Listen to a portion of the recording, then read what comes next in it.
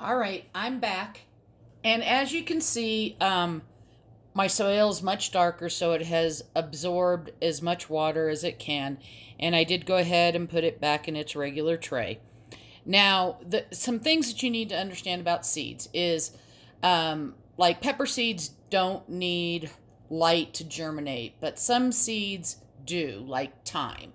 And if you don't know and your packet doesn't say, just look it up on the internet.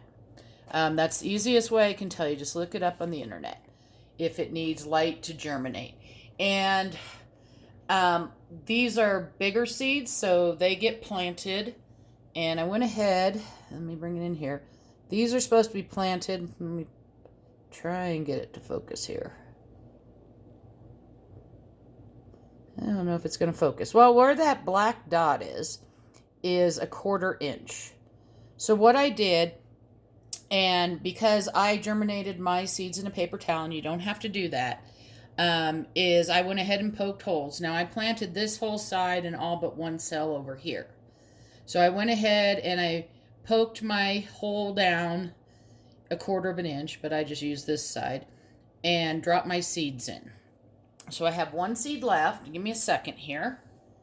I gotta find my tweezers here. There we go.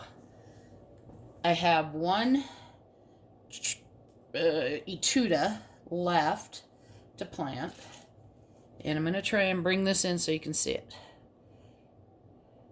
So I don't know if you can see it that well, but this little thing right here is the root.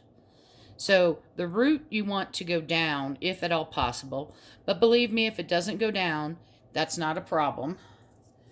And I use tweezers to go ahead and pick these up with.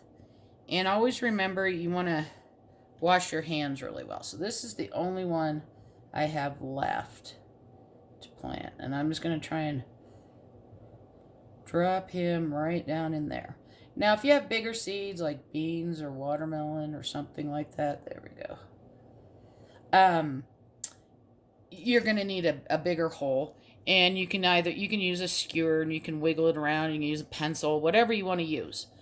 Now, if you're starting seeds, let's say, and you didn't already germinate them in a paper towel, so you want to start two. So before I started doing a lot of germination in the paper towel, I would plant two. So I would put a hole about here and here. So they're separated. Now, you can either pluck one of the plants out, trim it with scissors. Once you cut off the leaves, it's going to die. And that's okay. If the root and stuff is still in the soil, that'll just compost basically and rot away. But you could also, the reason why you'd want to plant one here and one here is, what if you wanted to plant both of those? Maybe when you planted your seeds and you went from dry and you planted one here and you didn't get any germination, but you want a certain number of plants, then you could split this one. And they're not right next to each other, and the roots won't be right by each other. Now, that's another reason why I also wet my soil first before I plant my seeds.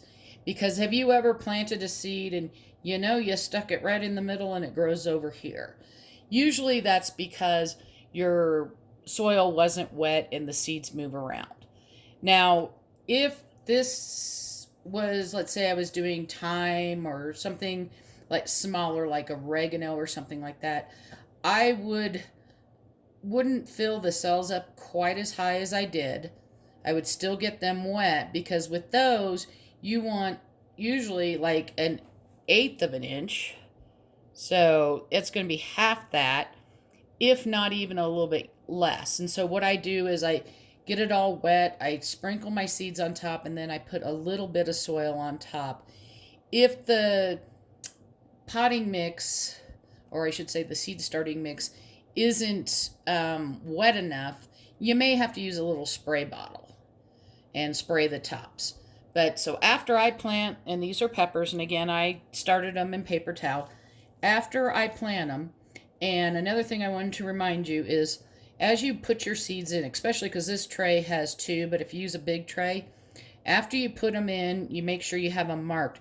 Move that seed packet away. I can't tell you how many times I've replanted the same seed because I grabbed the wrong packet.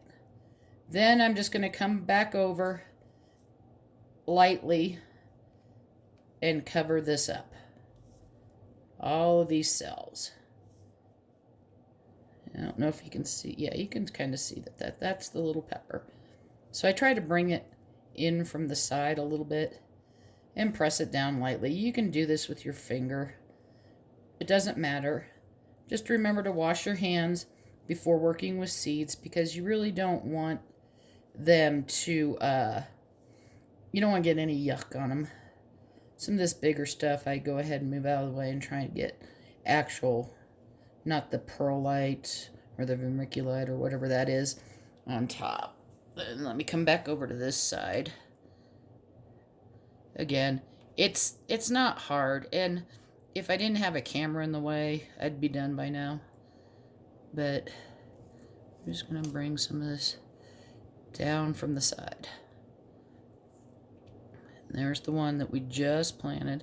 So see, that piece is a little bit bigger, so let's try and put some lighter weight stuff on top. All right. There we go. So now, let me find my lid here. I think it's, here it is. So I'm going to put a dome on, and I cover all my seeds with domes. Now, for right now, I'm going to keep it closed. And that's a little thing. If you don't have vents, that's okay. I didn't always have vents, but these ones have vents on them, so it's kind of nice. And then you can turn it and open it up. Now, this is going to go on a heat mat without the light on. As soon as the first one pokes through, I'm going to turn the light on. I don't have to have it on for the other ones to emerge from the soil, but I want that little seed or that little sprout to start getting light as soon as possible. So we'll come back in a few days, see where we're at, take some pictures. That will probably be over on my public Facebook page rather than me doing a video. And that is My Colorado Mountain Garden.